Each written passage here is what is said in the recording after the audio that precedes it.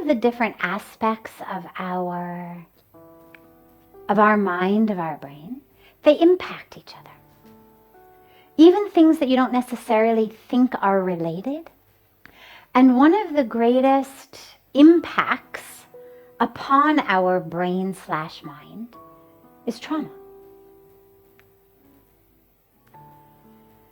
And so when we lose a loved one, particularly if it's unexpected, so there will have been some sort of traumatic experience in that, several things happen. When we don't actually acknowledge emotions that are there in that moment, when we push things away, they actually end up festering within us. Now, this is very different from the emotions of the past that end up just being sort of a rehearsed script. So I'm not talking about going back and reliving all of the emotions of things that hurt you 50 years ago or 20 years ago in your childhood. But as things happen in our lives and we don't address them, it causes an impact. And that's why, for example, when things happen in childhood that we don't address, we end up having to address them as adults, because at some point you have to address it. It's a festering wound inside. The dilemma with most of the Western models of psychology is they don't have us just address it once. They tend to take the rest of our lives and stick it in constantly rehashing and rehashing and rehashing and rehashing, where spirituality is all about acknowledge, see, heal, let go, and move on. But when things happen in our adult life that are traumatic, and we don't create any space for us to experience them, they're going to have impacts in us, the same way as they did when we were children if we didn't experience them or allow ourselves to experience them. And so, as she mentioned, she didn't cry.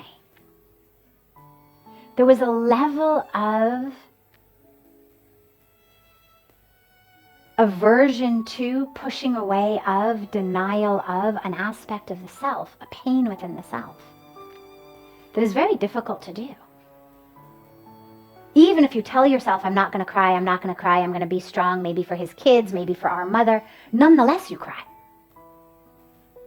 The amount of energy and willpower and mental resolve that is required to not cry when your brother dies is so much that it doesn't surprise me that there have been both spiritual ramifications, as in, I no longer believe in God, I no longer love God, I don't pray to God anymore.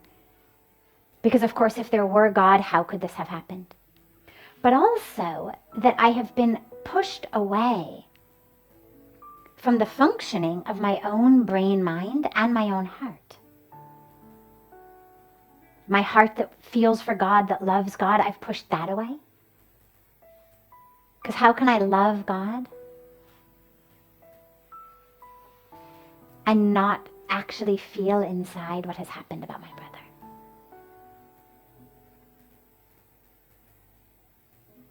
And so I think that on some very basic level, there's kind of a death grip over the mind that she has exerted to keep herself from feeling that pain, that is having this ripple effect of memory loss and confusion. My suggestion on a spiritual level would be, don't push things away. Give yourself the time and space to feel that. Sit on the banks of Ganga and cry. Don't force yourself to cry, but sit on the banks of Ganga and allow to happen whatever is natural to happen. Allow the brain, the mind, the thoughts to relax into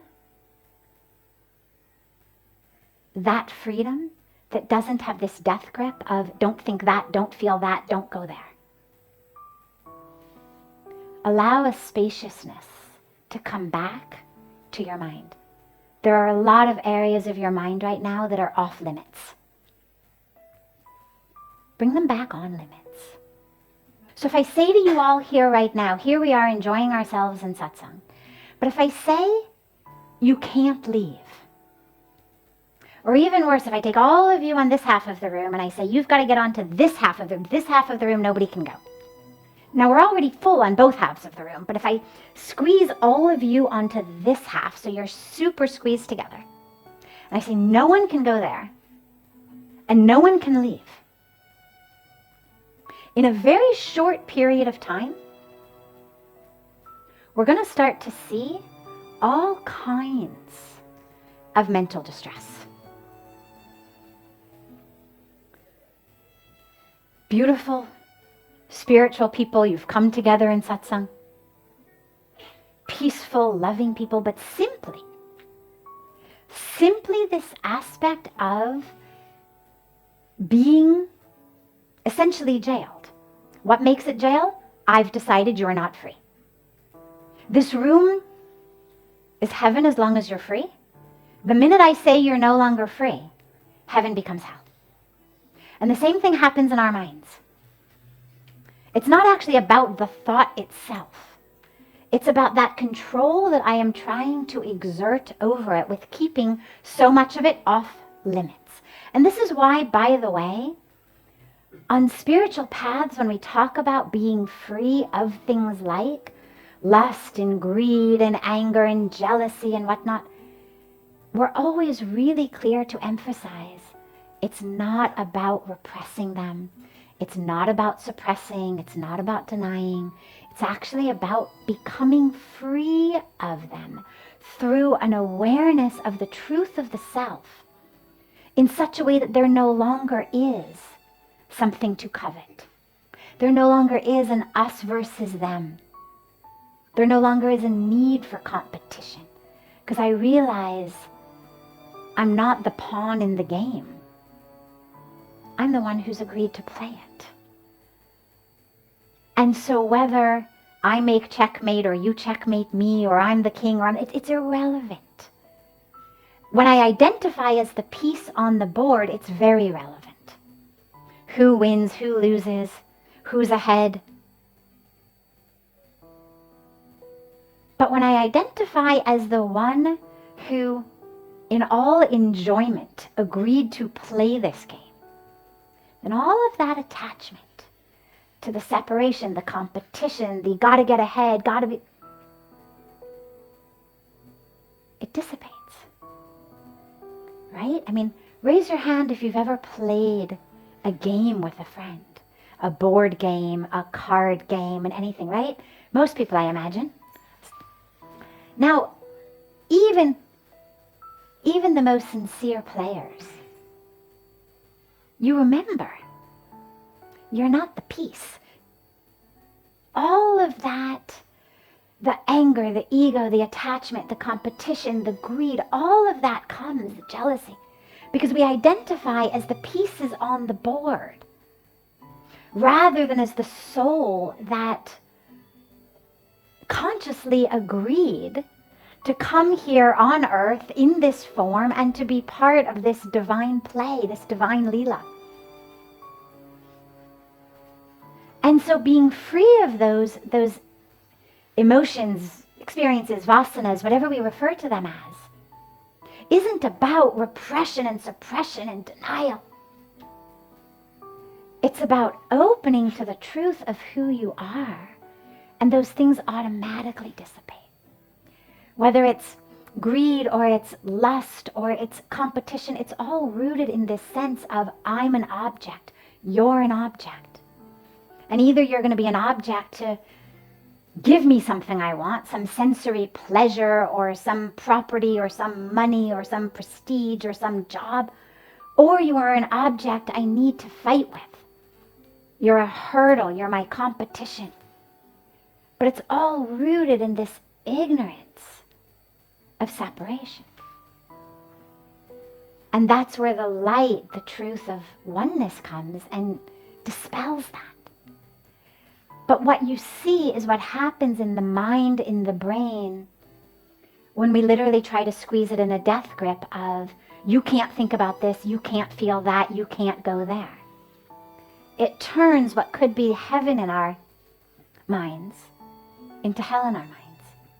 Like heaven in this room is we're free, into hell if suddenly you're all stuck over here and no one can go there, no one can go there, no one can go out.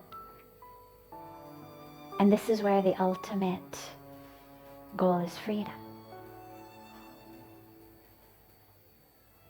But I have to be open to that. And so be careful in your paths in your mind as aspects come up that maybe aren't what you would wish to be there. Instead of trying to push them away, can you expand the nature of the self? I'll conclude with this demo on that, which is my favorite demo about this. So this is a glass of water. If I take a rock, or several rocks, and I throw them in this glass of water, what's going to happen? Yeah, water's going to come out. It's going to splash all over. It'll be a total mess. This glass of water symbolizes most of our experience of ourselves. The rocks symbolize the things in the world that happen to us that we would like not to happen, that are causing our experience of self to splash all over the place and make a complete mess in our lives. And so we spend most of our lives trying to fight off, push away these rocks. Don't think about that. Don't do this. Don't be with these people. That's the don't talk to me because I'm very peaceful and I don't want you to disturb my peace. Right? Don't come too close. Don't come home. Just leave me alone because I'm very peaceful. And if you start talking to me, I'm going to lose my peace. So that's pushing away these rocks. But it doesn't work very well. And it severely restricts the freedom of our lives. If instead of that, you took those rocks and you dumped them into a full bathtub, what would happen? Yeah, a little bit, depending on the size of your bathtub and the size of the rocks. Anywhere between nothing and little ripples. Now if you took them and you dropped them in the ocean, nothing at all. So the teaching is not about push the rocks away, but become the ocean. Because that is who you are. So instead of identifying as the glass, identify as the ocean. The rocks will come. Things will come in life. Things will happen. Identify as the ocean. So there's enough space for there to be a thought about this, an experience of that, a ripple of a sanskara of that, an old impression of this, an old ego of that. But it doesn't disturb the ocean. It coexists. It's not splashing me all over the place in a mess. I've become spacious enough, expanded enough, that there's room for it all. And that's what the goal is.